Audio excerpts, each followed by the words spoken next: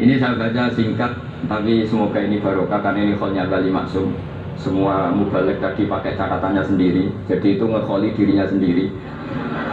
Ini saya pakai orisinil kitabnya Bali Maksum. Jadi saya mungkin penceramah terbaik karena sesuai konteksnya itu. Nah ini enggak. Ini kholnya Bali Maksum cerita syairnya sendiri tentang rokok lagi, bolot lagi. Yes, ya semoga diampuni oleh Allah Subhanahu wa taala. Ini ngendikane beliau tentang meminimalkan konflik.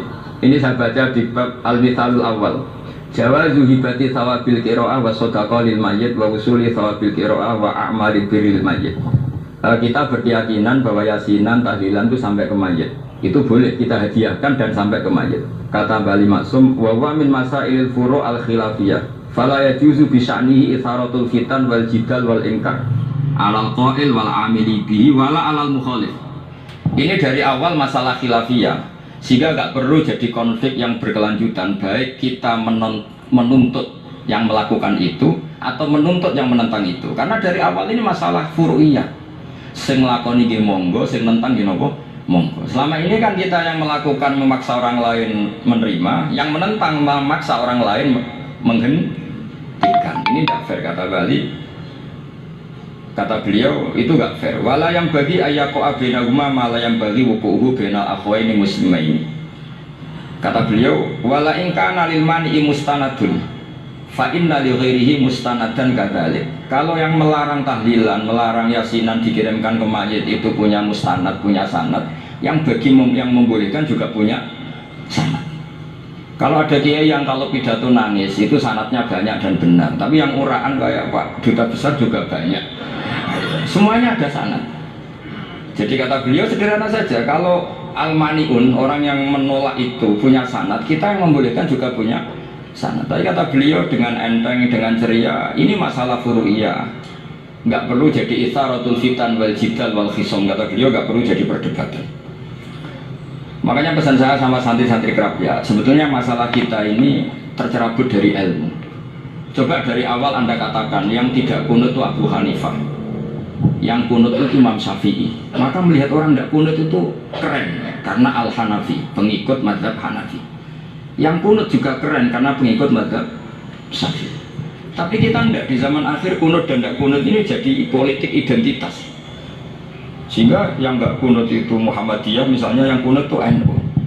Mana ada Basim Asy'ari sebagai mujaddid atau mujtahid yang mengharuskan kunut, atau Ahmad Dahlan yang melarang apa? Kunut. Wong dua beliau sama-sama pernah ngaji Syekh Khotib Minangkabau, pernah ngaji Mbak Mahfud ketika di Mekah. Jadi cobalah ilmu itu diperkuat sehingga kita mengatakan kunut adalah sunat menurut Imam Syafi'i, tidak sunat menurut mazhab Abu Hanifah. Sehingga enak sekali karena kita berdasar ilmu. Menyangkut sawabul qiraah atau sawabu amalil khairi, apakah sampai ke mayat apa enggak, ini kata beliau, kata Mbah Ali Maksum, beliau justru menukil Ibnu Taimiyah yang notabene sering dipakai dalil para orang-orang sana. Saya tidak tahu orang sana itu, Pak Duta itu yang tahu itu.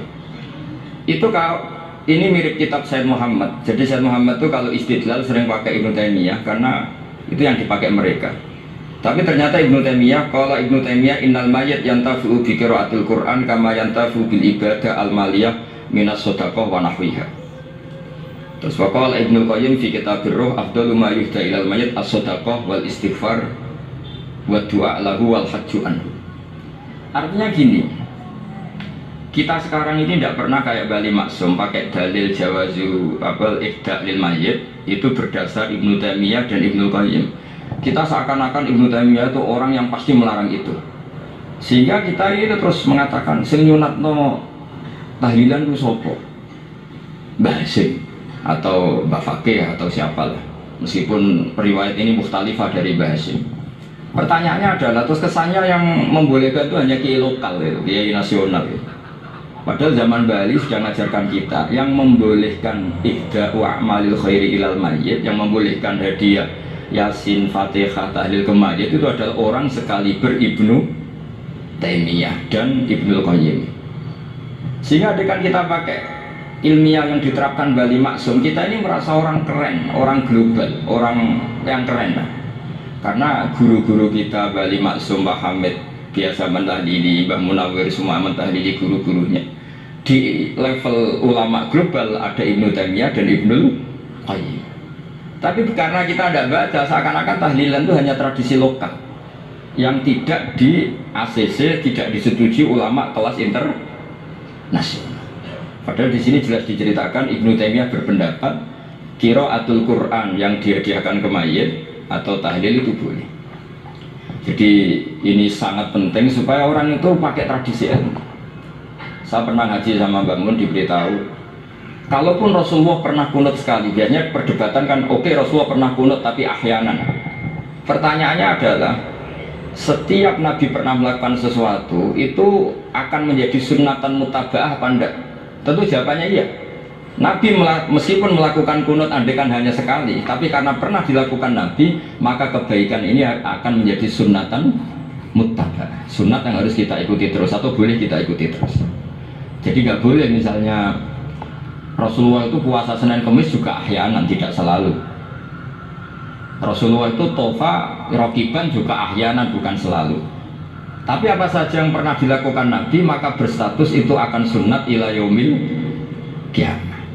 Sehingga nggak bisa misalnya di hadis itu ahyanan, kemudian kamu beristidlal ini boleh dilakukan hanya ahyanan karena Nabi juga melakukan hanya ahyanan. Tidak bisa seperti itu.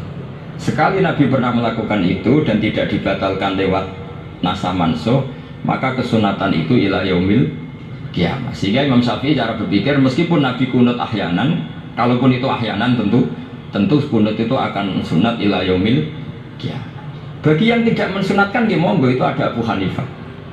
Makanya kata Mbah Maksum, kata Mbah Ali Maksum di sini diberi muqaddimah wa huwa min masailil furu' al khilafiyah fala yajuzu bi sya'nihi itharatul fitan wal jidal wal inkar alal qail wal amili bih wala alal mukhalif. Jadi kita sendiri disarankan beliau, kamu juga nggak usah nantang debat sama mukhalif karena dari awal sudah masalah-masalah yang apa? Khilafiyah. Lalu terakhir pilihan-pilihan terus kemudian tetap memancing polemik. Saya mau cerita lucu di Ihya yang katanya kitab sakral itu ya punya sisi lucu, sisi unik. Nabi Musa sebagai Nabi Bani Israel itu sering digugat karena orang Israel itu tukang debat. Nabi Musa minta ijazah, ya Allah saya kasih ijazah seperti tadi beliau minta ijazah Mbah Mun tadi, minta ijazah supaya orang itu tidak bisa berkata buruk sama saya, semuanya muji saya. Jawabannya Allah itu unik. Ya Musa hadza syai'un lam asna'hu li nafsi fa kaifa asna'uhu bika. Aku pengirannya sering disalahpahami, apa meneh kowe.